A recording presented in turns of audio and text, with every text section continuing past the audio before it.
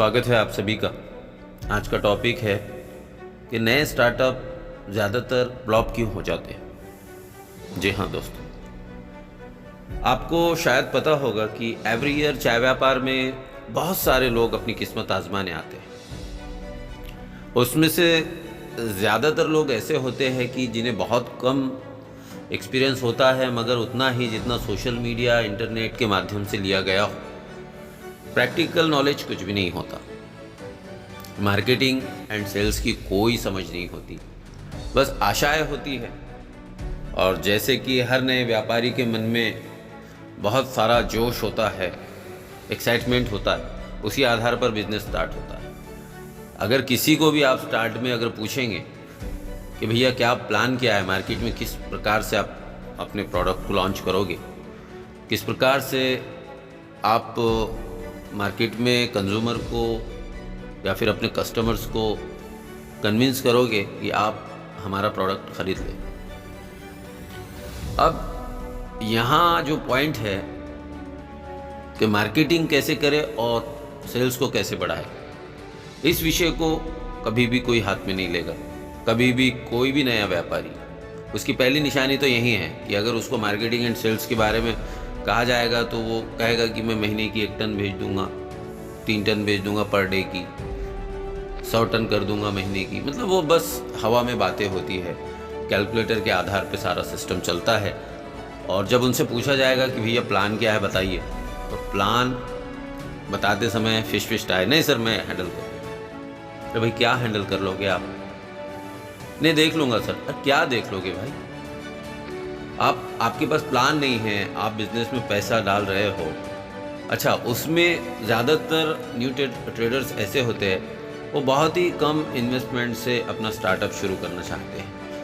मतलब इतनी भी कम इन्वेस्टमेंट होती है कि उसमें जब उनसे पूछा जाता है भैया आप जस्ट एक एक्सपीरियंस के लिए काम चालू कर रहे हो या फिर आपको ब्रांड बनना है या जस्ट आपके रोज़ी रोटी का सवाल, वहाँ भी वो कंफ्यूज होते हैं। इस सवाल का जवाब देने में भी उन्हें कुछ पता ही नहीं होता है। बस उनको पता नहीं कहाँ से सोशल मीडिया पर वो देखते हैं कि ये व्यक्ति इतना आगे बढ़ गया, वो व्यक्ति ये कर रहा है, बस लोगों से प्रभावित होते हैं।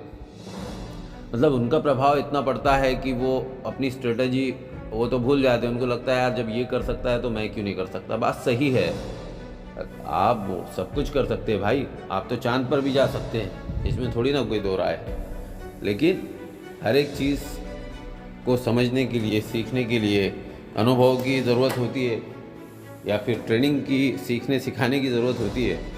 आप इन दोनों से पल्ला झाड़ते हुए आगे बढ़ते हैं और सोशल मीडिया पर जो मोटा मोटी जानकारी आपको मिलती है उसके द्वारा आप ये सोचते हैं कि चलिए आगे बढ़ते हैं।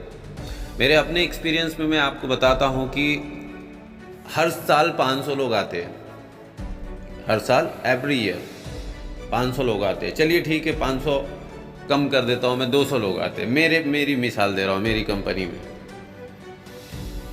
जो नया स्टार्टअप शुरू करने के लिए बड़े एक्साइटेड रहते हैं, बहुत जोश होता है। लेकिन मैं उनसे जब भी पूछता हूँ ये प्लानिंग क्या है, तो हाँ सर नहीं कोई बात नहीं सर मैं कर लूँगा, मेरा इतना जान पहचान है, ऐसे वैसे, मतलब कोई प्रॉपर जवाब नहीं।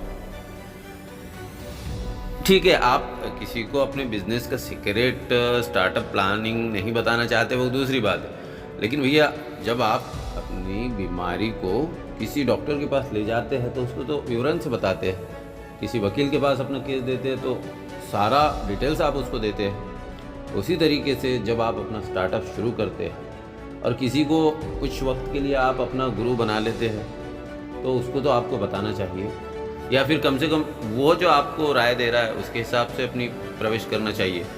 अभी मोबाइल जब आप नया परचेस करते हैं तो उसमें एक इंस्ट्रक्शन की एक बुक आती है, पेपर आता है, कैटलॉग आता है, उसमें आप कैसे उसको इंस्टॉल करेंगे उसके बारे में सविस्तार जानकारी होती है। वहाँ तो आप बराबर देखते हैं कि हाँ भैया इस प्रकार से इंस्टॉल करना है, पहले ये खोलना है, फिर ये लगाना है, फिर ऐसे करना है, फिर वैसे करना है, फिर ये एप्लीकेशन होगा, ईमेल आईडी डालेंगे, फला करेंगे हमका।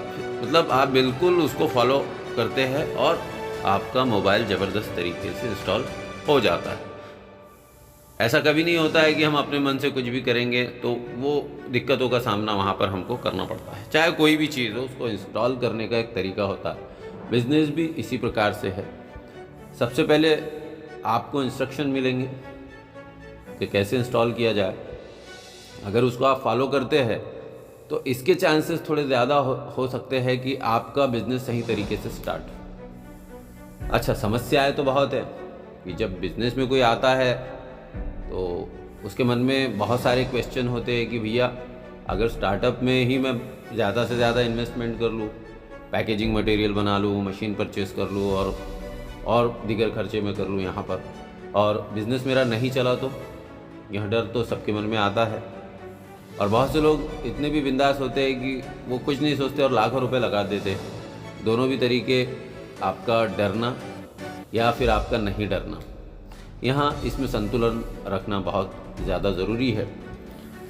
अभी पूंजी, बिल्कुल पूंजी कम से, मैं तो हमेशा कहता हूँ भैया कम से कम पूंजी में आप अपना बिज़नेस स्टार्टअप जो है, आपका नया बिज़नेस कम से कम पूंजी में चालू करें, है ना। लेकिन पूंजी कम हो, लेकिन गुरु का ज्ञान आपके पास ज़्यादा होना चाहिए, प्रैक्टिकल एक्सपीरियंस आपका ज़्यादा होना चाहिए। किसी के पास सिखाने के लिए आपको प्रैक्टिकल जाना चाहिए। क्योंकि सोशल मीडिया पर अगर मान लीजिए मैं कम्प्लीटली आपको बहुत सारी जानकारी दूंगा कि भैया प्रोसेसिंग बता दूंगा मैं आपको कि देखिए फैक्ट्री में चाय कैसे बनती है, इतने सीज़न्स होते हैं, ये 4 सीज़न्स में, इस महीने में ये सीज़न होता है, इस महीने में ये सीज़न होता है, इसमें ये चाय पत्ती होती है, चाय पत्तियों के ये जो आपको लीफ दिख रहा है, इसमें से ये जो नया लीफ निकल रहा है ये क्या मायने रखता है, ये जो बड़े बड़े लीफ हो चुके हैं ये क्या मायने रखते हैं, हर सीज़न में चाय कैसा होता है, और उसका बनाने का तरीका कि चाय का नाम क्या है, पौधे का नाम क्या है,